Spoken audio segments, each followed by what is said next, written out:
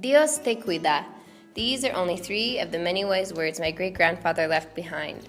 Although he grew up at a time when life in New Mexico was much different, the traditional northern New Mexican lifestyle he lived should not be forgotten.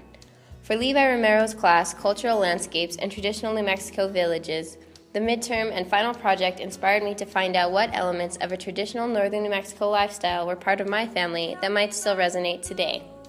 My great-grandfather, Juan Lorenzo Sanchez, who we fondly call Tito, was born on June 14, 1918 in Waters, New Mexico, to parents Esther Mondragon and Juan de Jesus Sanchez. He went to school in Ocate, but by the 8th grade, dropped out to find work to help support his family. He was able to work on ranches because he learned in a traditional New Mexican way, from his parents, through experience. This experiential learning is what allowed my great-grandfather to maintain a job that would ensure the livelihood of his family for many years to come. My great-grandfather met his wife, Clorinda Armijo, at a dance in Ocate, New Mexico, in his early 20s. They were soon married and moved to Philmont Scout Ranch, a place known as God's Country, where they could work and start a family. It was on Philmont Scout Ranch that the elements of a traditional New Mexican lifestyle were predominant in the lives of those family members that I interviewed.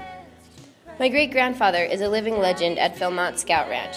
He and his family would teach the Boy Scouts how to live off the land, raise livestock, and how important faith in God is. He's revered not only as a maker of good horses, but also as a maker of good men. People admired Tito for his work ethic and strong family. The 2 most important things to my great-grandfather's lifestyle were maintaining strong faith in God and family. Faith in God is one of the most predominant traditional New Mexican lifestyle traits that my great-grandfather embodied. He and his family went to church every Sunday and prayed the rosary regularly. Their home was filled with crosses, and each member of the family had their own rosary. Tito always carried his rosary and his traditional New Mexican medallas with him in a homemade pouch so that no matter where he went, he could practice his faith in God. When a family member or a friend had an issue or perhaps was angry with someone, my great-grandfather would simply say, Dios te cuida, meaning God will take care of you, reminding them that their faith in God was all they needed and revenge or bitterness was not the answer.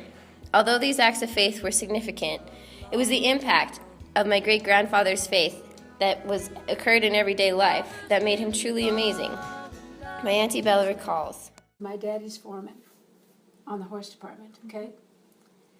And when their son, Bill, got sick, and I think he had pneumonia, it was back early on when there was very, medicines weren't much, and there was just a little doctor in town. They were very, very fearful that he was going to lose his life. Mm-hmm. And my Tito, my daddy, got on his knees and prayed for hours. All day. And it was his daughter that saw him. I had him in Springer. I had taken him to the restaurant to eat at that Mexican food place. Mm-hmm. The minute she saw my dad, she unpinned the medal and gave it to Tito. Oh, really? Because of that tie, they had always loved my daddy, and really had felt it was his prayers that had saved Billy Crenshaw. Aside from faith, family was the most important traditionally New Mexican element for my great-grandfather. This was reinforced through culturally New Mexican traditions like respect. My great-grandfather taught his children to greet every person when they arrived somewhere and tell each person goodbye before they left. This built a strong sense of family and a strong sense of community. This is still a strong tradition in my family today. It's important because, as my Auntie Bella says, everybody counts, not just your favorites. This respect shone through in hard work too. Everybody in the family worked very hard at their designated jobs so that everyone could share the benefits.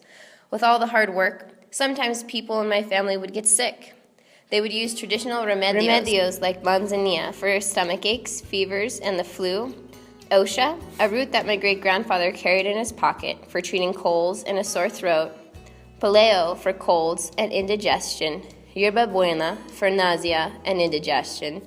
Una de gato, an anti-inflammatory to treat arthritis and soreness. And vinegar that was rubbed on your feet for fevers and used to soak potatoes that you would put on your feet when you had a headache. Although the vinegar doesn't sound pleasant, the details about living a traditional northern New Mexico life, like my grandfather and his family lived, does. It seems so simple though, and maybe it is. If people had more faith in God, they might be more forgiving and spend more time with their families and love everyone unconditionally because, after all, everybody counts. If people cared for their families more, they might have more respect. They might work harder to support their families as a whole. And perhaps they would use traditional remedios to stay healthy, to be present for their family, and all the while remember their ancestors that left this knowledge behind for them to use. That's it then. Faith in God and the value of family. It's quite simple. However, in today's fast-paced world, people forget to make time for their families and their God. Perhaps this memory of a traditional New Mexican life will encourage others to make time. I will take these New Mexican traditions of faith in God and loving my family to live a better life, and I hope that after viewing this film, perhaps others will too.